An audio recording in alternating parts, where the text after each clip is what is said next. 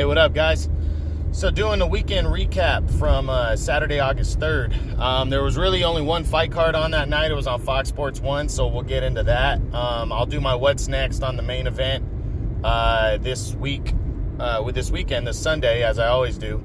But yeah, let's bust into the card itself on Fox Sports 1. Now, first, on the undercard, you had a light heavyweight tilt. You had Marcus Brown, who is my number 5 light heavyweight in the world. He is undefeated.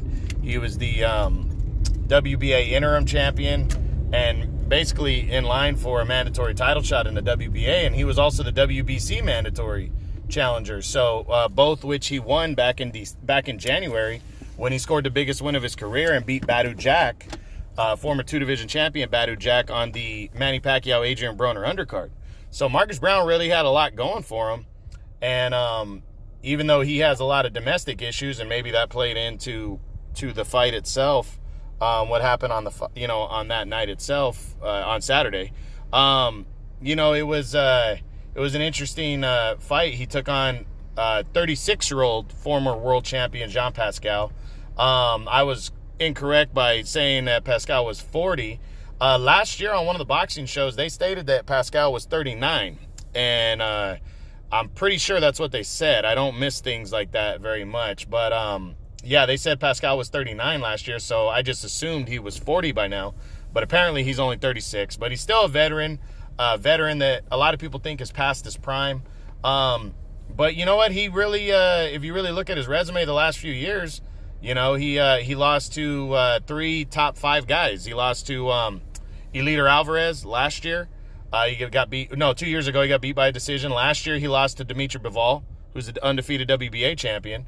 And then prior to that, he lost to Sergey Kovalev, who is number 1 in the world right now, and the undefeated the WBO champion. He's not undefeated, but he's WBO champion. So he's lost to the best, did Pascal. So going in against Marcus Brown, he talked a lot of shit. They both got under each other's skin. He was telling Marcus Brown, because of the domestic issues, he put a wig on at the press conference. And it was just funny. It was a funny buildup. Marcus Brown early was dominating Pascal like the first 3 rounds. He was really landing really good, hard shots. And, looked like it was going to be a short night. He looked like he was going to stop Pascal because he seemed to stun him a couple times.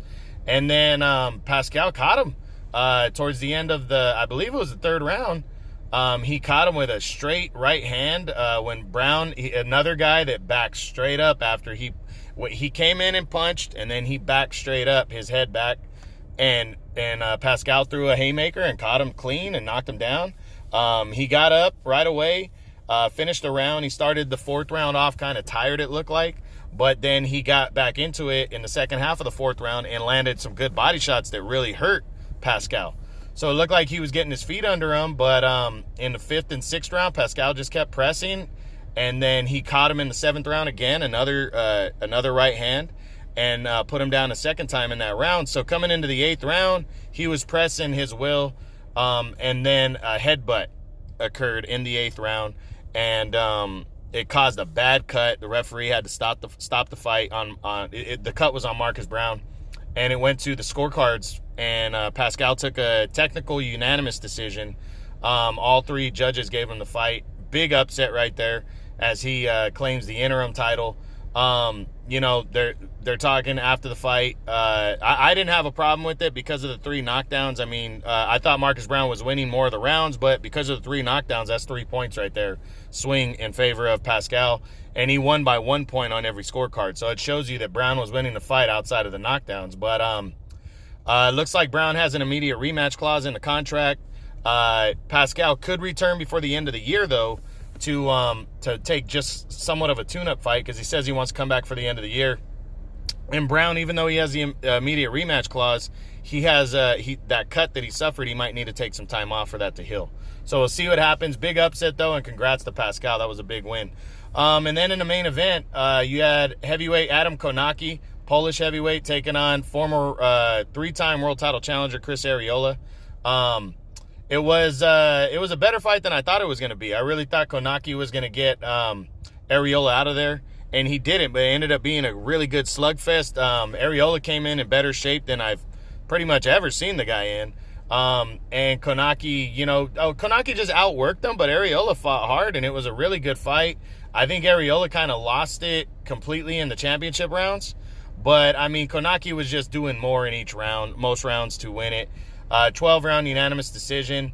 I'm not too sure what I'm taking from Konaki's performance because, his biggest asset was his power coming in. And to me, a guy of Arreola's age, I think Arreola's like 38.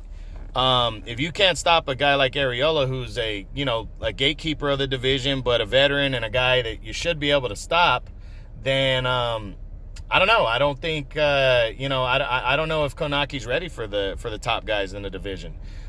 He's not in great shape. He's got decent skill, but nothing overwhelming. And he's pretty much going to stand straight in front of you and come out and slug. So guys like Joshua, he fights for a different promoter, but guys like Deontay Wilder, Tyson Fury, who moves and is big, I don't know if Konaki can compete with those guys yet. But I will look forward to seeing him in his next time out. He is entertaining, and he likes to fight, so that's a good thing, a big thing. He's a big heavyweight. He's got a good punch. So we'll see what he does next. Definitely not going to break into the top 10 though yet. So that's pretty much it, guys. So I'll do my what's next on Konaki and any options he might have on Sunday. And hope you enjoyed this. All right, True Boxing. Been hit with the truth.